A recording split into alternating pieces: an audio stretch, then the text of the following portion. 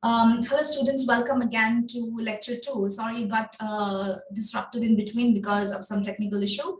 Yeah, we were talking about poverty alleviation, eradication, and how till today the social evil of poverty is, still existing despite several efforts made by different social reformists and theorists, and through all their efforts or shibboleths, such as social schemes, so on. Till today, it remains fatuous and is really not able to yield proper or appropriate results, or rather, we could say that it has yielded exegesis results.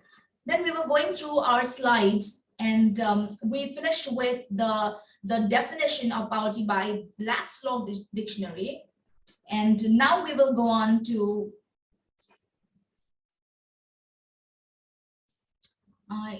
I'm kind of facing a problem today.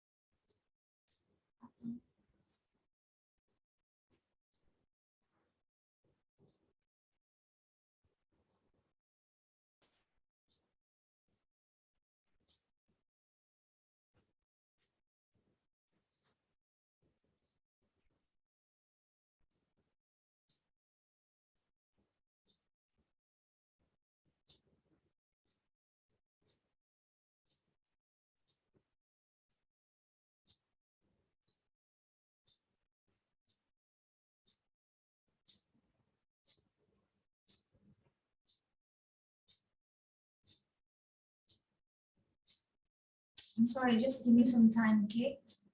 I don't know, today it's not.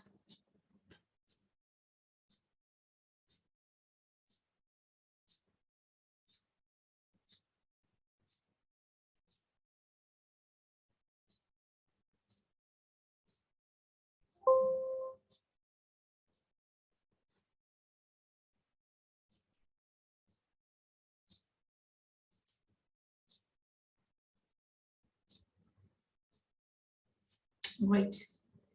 So I guess now you can see the screen, right? We have Nadifo. Yeah. Yeah. Teja. Nice. Thank you. Thanks, Nadifo. Yeah, now it's okay. So we have finished with the introduction. Then we have done what is poverty according to Black's Law Dictionary. Now we were actually talking about the UNO's role. Then that's when all this problem started, the technical part of it. And you confirmed that you were not able to see the screen. Well, so now the UNO's role. The UNO's role. What is the role of the UNO? The United Nations Organization, through its Department of Economic and Social Affairs, also called as UNDESA, abbreviated, or UNDESA, which has another division, which is Social Policy and Poverty Division. It helps the member countries in establishing policies and agendas for economic and social upliftment by organizing conventions and summits. So this is what we were talking about in our introduction at the beginning of this class. Now, there was this World Summit way back somewhere in 1994, and they were having subsequent summits as well. So this specific World Social Summit way back in 1990s identified poverty eradication as an ethical, social, political, and governments, they said, and economic. 1 minute, just again. I'm just going on north.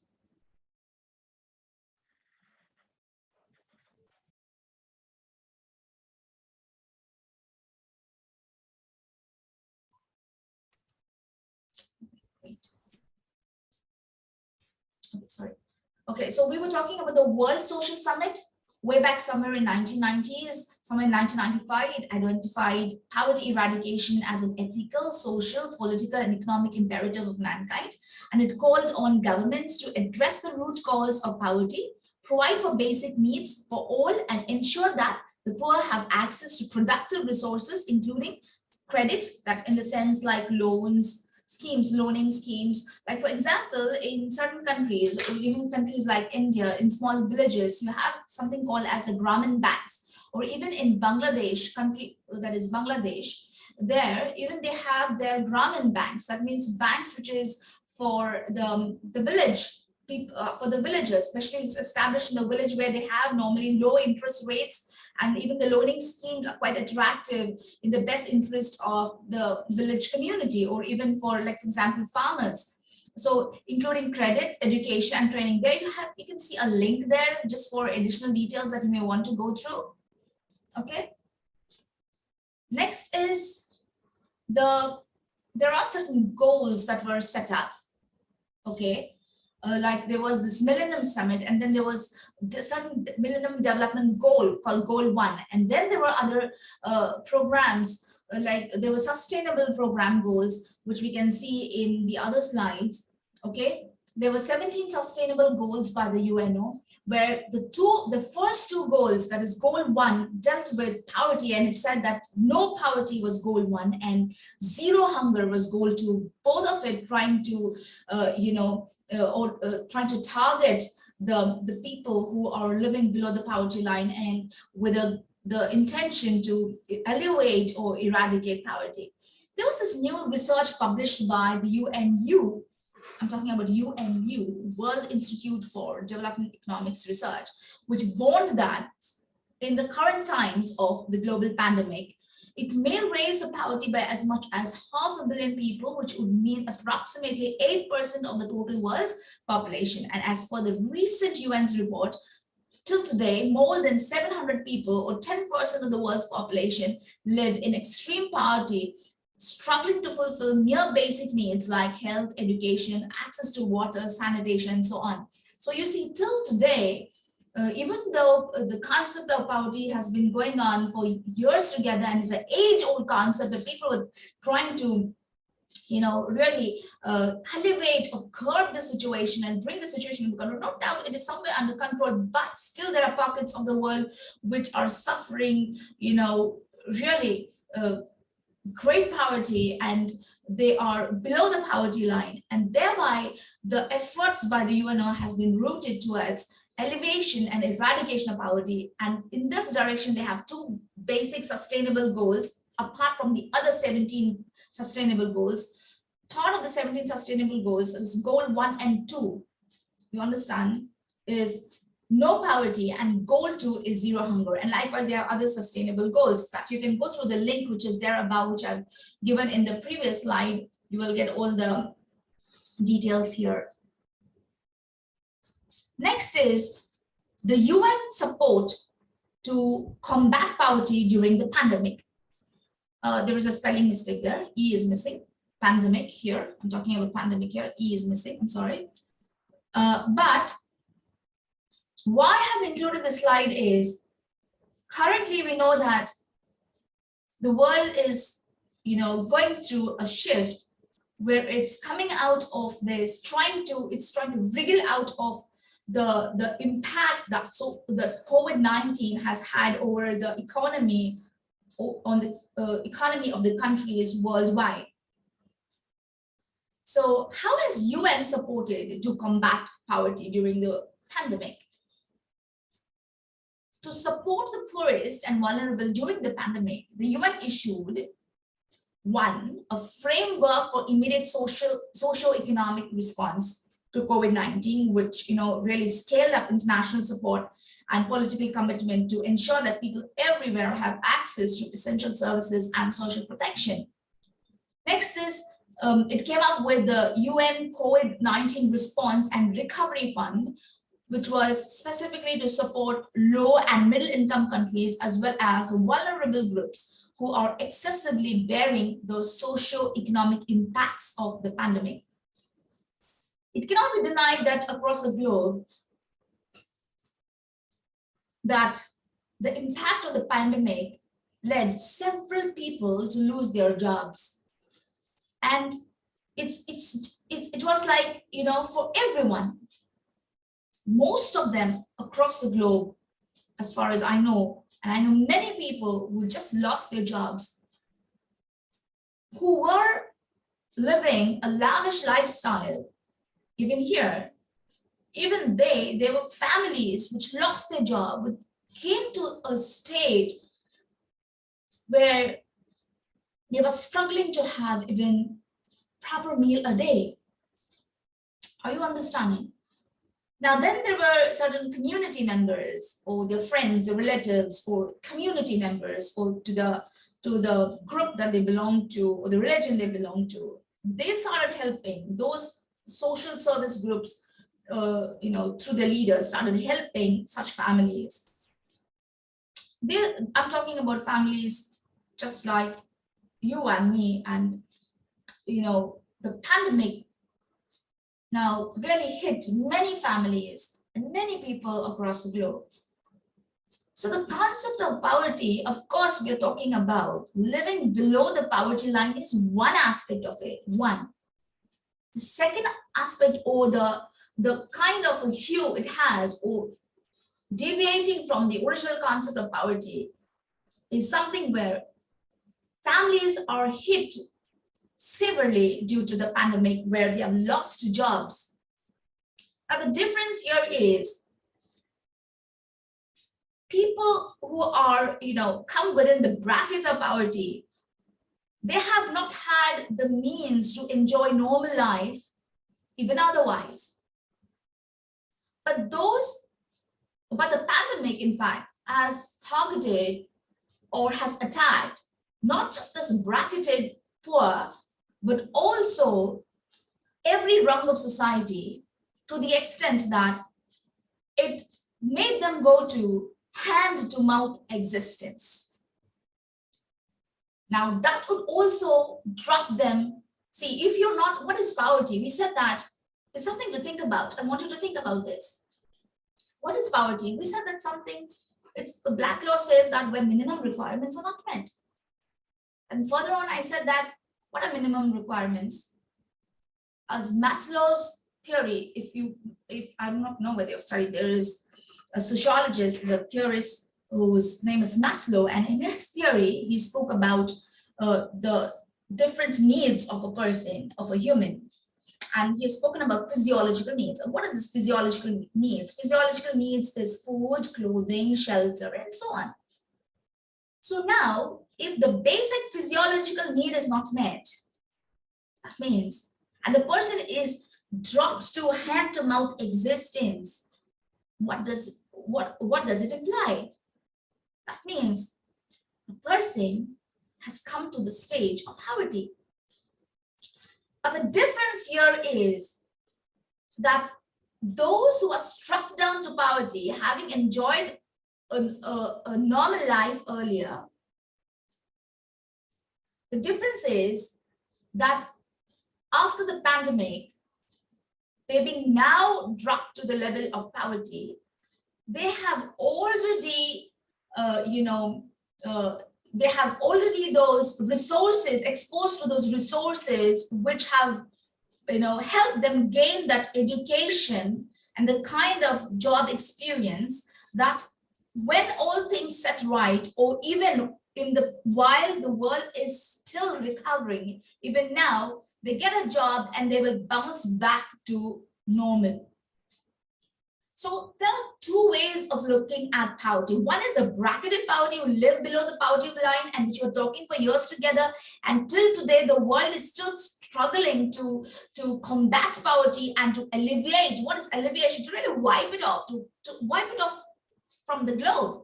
But till today, there are still people living below the poverty line. And due to the pandemic, or say due to some other reason, say for example, maybe probably war or whatever happens, even people who are having a normal standard of living, they come to a situation sometimes of losing jobs and come to hand-to-mouth existence, where sometimes their sustenance of even their own life or, gets difficult. Are you understanding?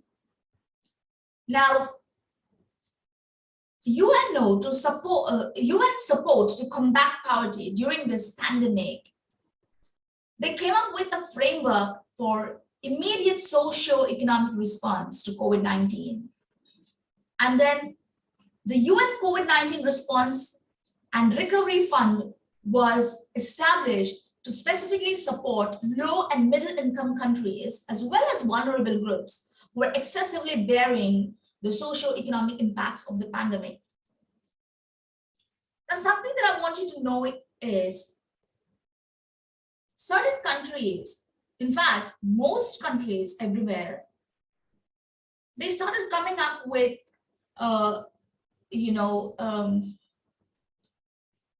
policies in the best interest of the masses, be it rich, poor, normal, whatever. And they came up with free vaccination campaigns where vaccination was not really sold in most countries I'm talking about, and they were encouraging vaccination to really, curb the problem of this pandemic with respect to health. And of course, you're aware of free PCR tests and so on. And here in UAE, if I can talk about, UAE came up with a strategy which covered expatriates as well as the local nationals, and started with free PCR tests and set up strategies and came up with policies in the best interest of curbing this pandemic and promoting the health and welfare of its people who are living within its territory, including free vaccination for everyone, for nationals as well as for expatriates at a faster rate. So this is about poverty, UN support, and how nations are also supporting its own people within their territories to combat pandemic-related health issues, physiological issues of a person, and also poverty issues. I know also of countries where they give, a particular amount or basic amount to people who do not have jobs under their unemployment schemes. Now, how is poverty and income related? There was this Charles Booth, a social reformer, who opined that income of a person reflects the idea of minimum needs, and such an idea, by linking them to prices, one can calculatively derive at the minimum poverty line, which can be used as social surveys to determine how many people have incomes falling below this line. So what this social reformer, Charles Booth, came up with, he came up with a theory where he linked the income of a person to the needs, the minimum needs that is enjoying, and he linked it to prices of products, of goods, services, and prices in a region. And he said that when you link these three factors together, that is the income of a person, the needs of a person being met, and linking them to the prices of products and services available in his region, whether he's able to, really procure them or gain the benefit of them, one can calculatively derive at minimum poverty line, he says. So that means he's trying to establish a link between poverty and income. So this approach was later refined by a person called Sebom Rowntree in his studies of poverty. So this guy, Rowntree's concept, defined a subsistence level of poverty. So he defined poverty to the level of minimum subsistence, minimum sustenance. So both Booth and Rowntree were called as positivists. The theories were positivist theory. Now, however, the main difference between Charles Booth and Sebom Rowntree, their methodology is that while Booth classified people by their source of income, Roundtree made distinctions through class and specifically categorized groups by their economic relationships. But this approach was again criticized because the society is evolving. Likewise, a person's mind evolves, studies evolve, they come up with researches. So things are evolving, it's moving forward. There came another set of social theories who criticized this approach. And there was this person, Townsend, in the 1970s. We contended that such a theory does not hold good. That is, you connect it to income, it's not the right approach, he says. So he says such kind of theories, they do not hold good when it comes to an absolute survival minima in affluent societies. That is, in the upper middle class and the rich class. So he says, according to Townsend, he's a sociologist, and in his book, Poverty in the United Kingdom in 1979, he propounded the concept and definition of relative poverty. So listen to me carefully. Okay, 1 minute.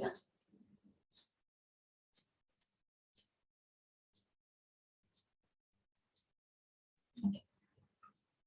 So he came up with the concept of relative poverty. So at page 31, he states that relative poverty means individuals, families, and groups in a population, okay, can be said to be in poverty when they lack the resources to obtain the type of diet or participate in the activities and have the living condition and the amenities which are customary or at least widely encouraged or approved in the society to which they belong. So their resources are so seriously below those commanded by the average family that they are in effect excluded from the ordinary living patterns, customs, and activities.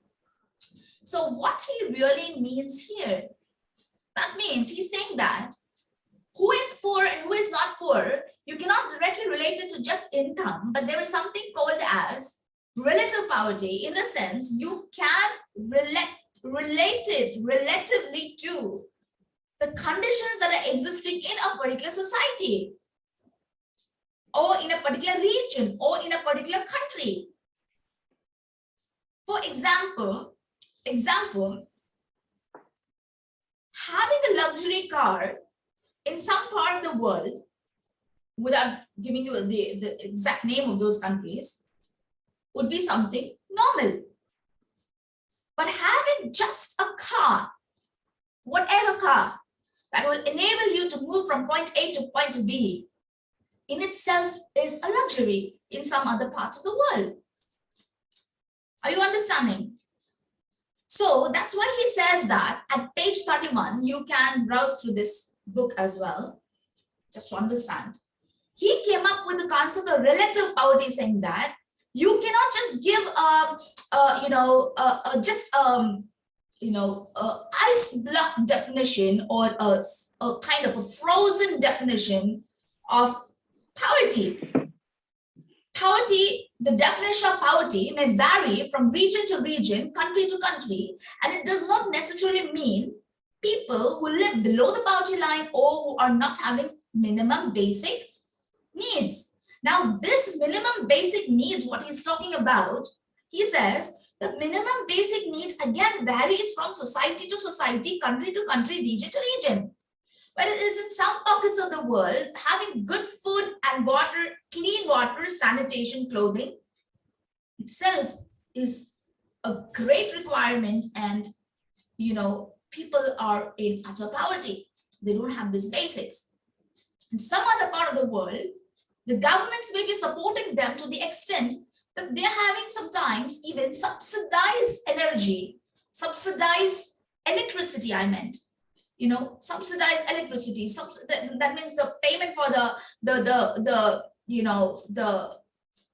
electricity or the bills that we pay or the water is much lesser than the other countries. So that itself would be a kind of, a kind of a marker where it just comes to them: clean food, clean water, healthy food, good clothing, because the government is supporting them. The government has managed a particular nation or a country or a region to level up its people. Are you understanding me?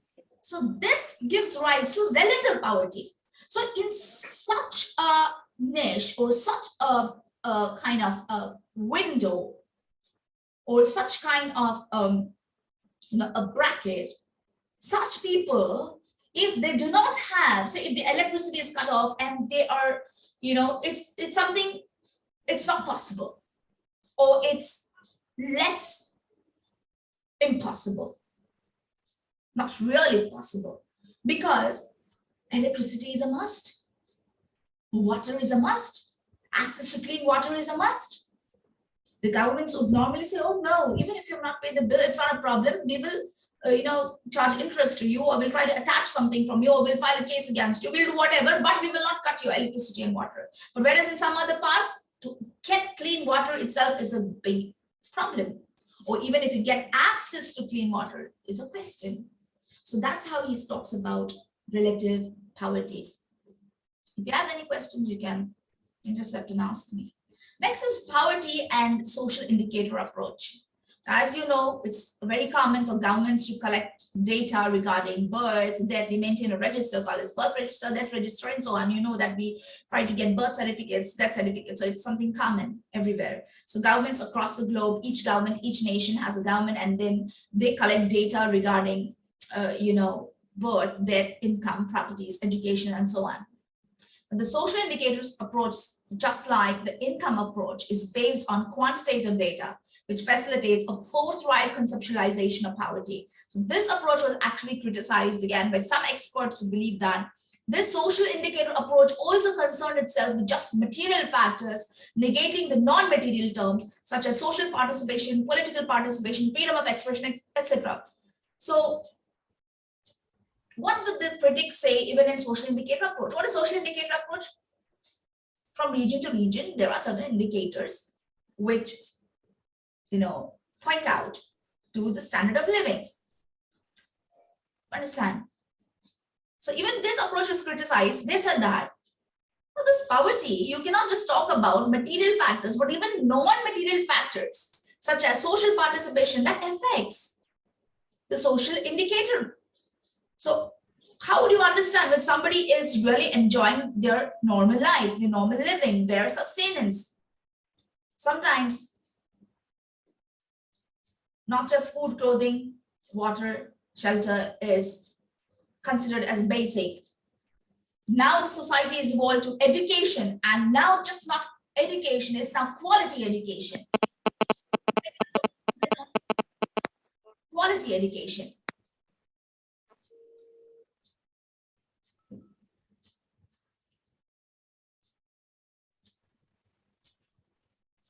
Okay. So the next thing is poverty, inequality, and oppression. Of course, poverty is a form of oppression, and poverty and inequality gives rise to the ability of that social group to thrive in a particular social setup. Next is poverty and social exclusion. Now we all know that certain people or a group of people who are living below the poverty line are not really allowed to participate in a lot of society's affairs. There is a kind of groupism and kind of where the society tries to divide itself. For example, slums. People who are living in slums are not always allowed to be at the fore of everything. Now, the concept of social exclusion can be traced back to René Lenoir's Les Exclus, which is a French term where this particular French government official, René Lenoir, proposed that some French residents are to be excluded from economic and social development. So therefore, socially excluding the marginalized from receiving some benefits which the other members of society may be entitled to amounts to social exclusion. For example, the marginalized may not have the access to quality education. You would say, for example, the marginalized, those who are marginalized or living in poverty, may have access to education, but they may not have access to quality education. Are you understanding? Or the best housing. Again, this depends society to society, country to country, as we were talking about relative poverty. So again, you see how the concept of poverty has evolved over the years and how it has really embraced the concept of relative poverty, and who is poor and who is not poor depends upon the country and region to region.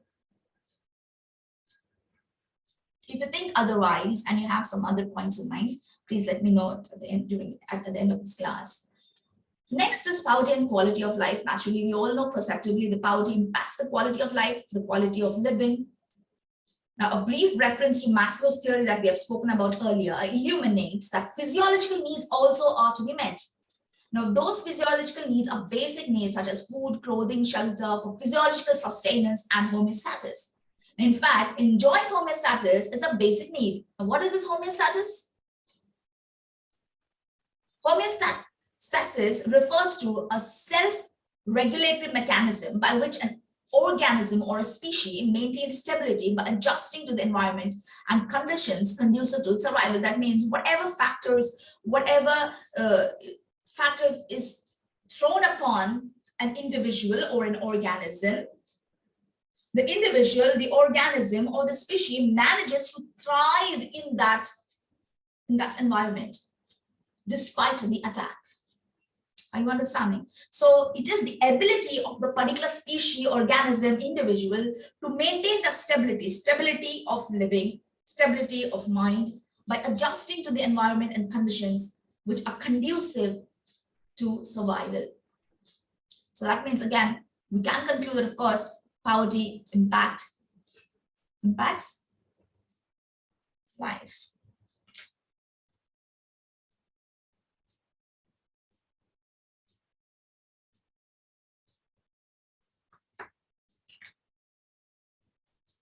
Now, poverty and social progress. Poverty, of course, impairs progress. You should be admitting that. Poverty impacts purchasing capacity and thereby impacts the economy, which in turn hampers social progress. See, what is the use if, say, in a particular, just imagine a situation, there is a particular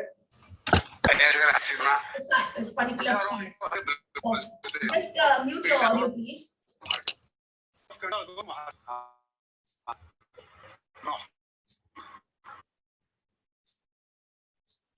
Now,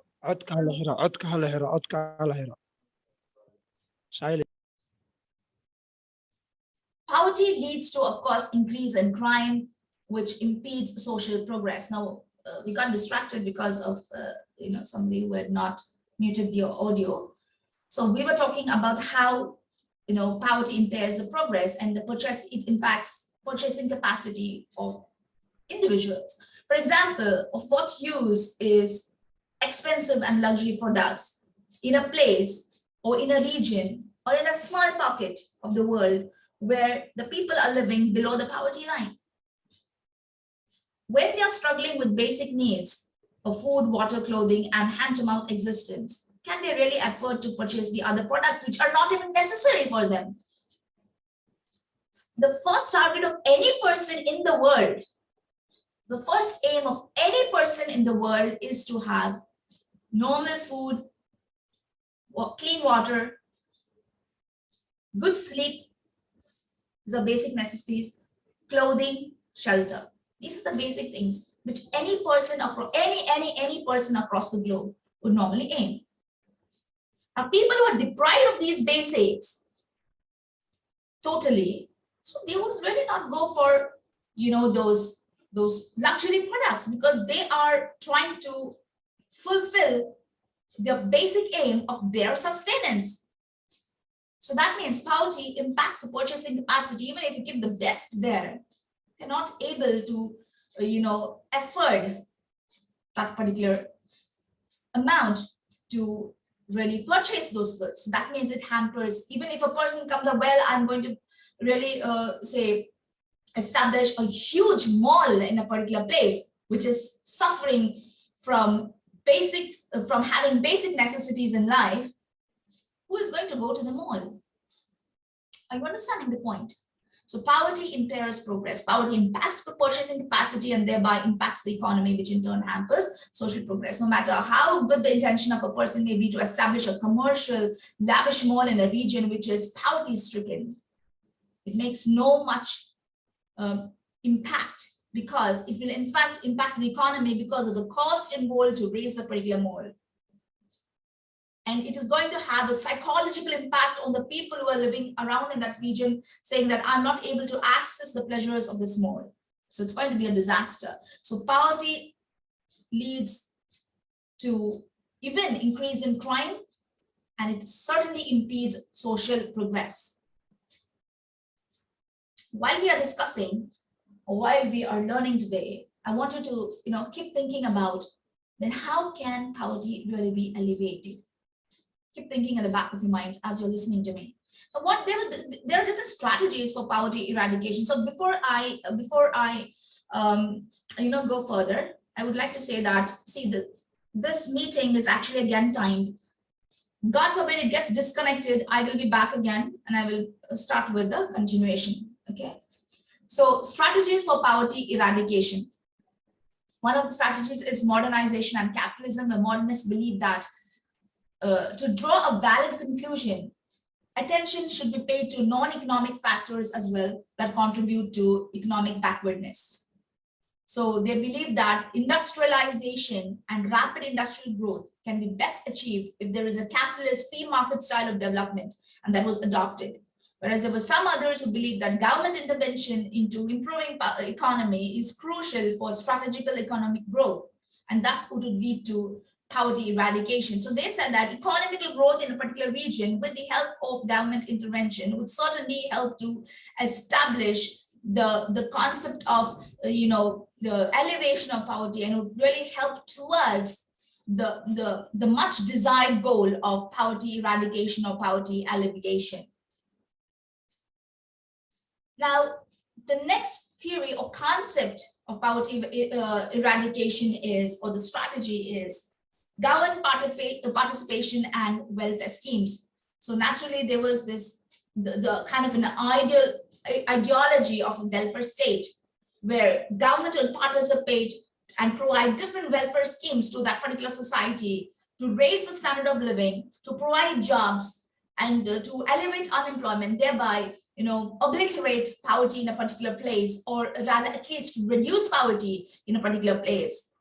So in 1970s, there was international efforts made to promote greater government participation in poverty alleviation, and it was encouraged, which compelled even the international states to devise schemes and programs in that direction. So the aim basically was to bring about egalitarian society across the globe, or egalitarian societies across the globe.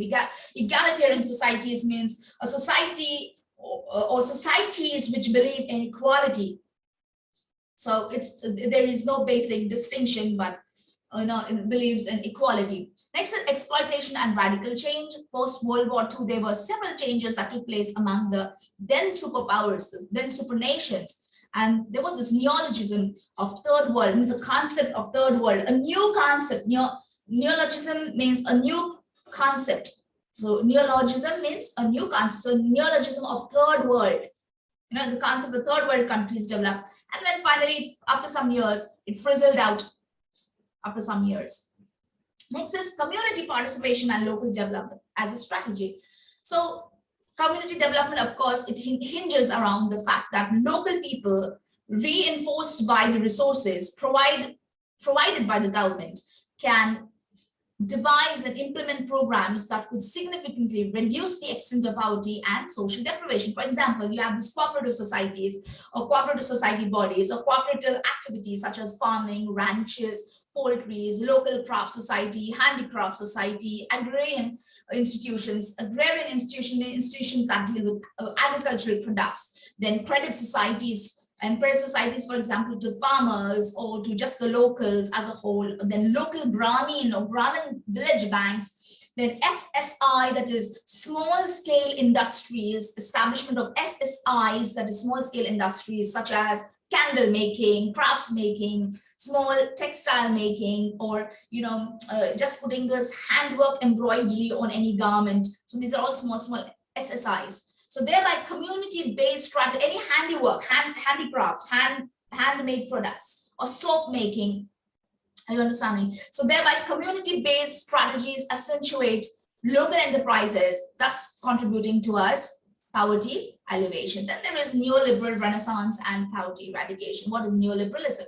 Neoliberalism basically favors, the definition of it is, it favors policies that promote free market capitalism, deregulation, and reduction in government spending. So factors such as welfare state contributed towards the growth of the concept of neoliberalism, which actually promoted free market, deregulation, and reduction in government spending. So several governments across the globe began therefore strategizing programs for social development, poverty alleviation, etc.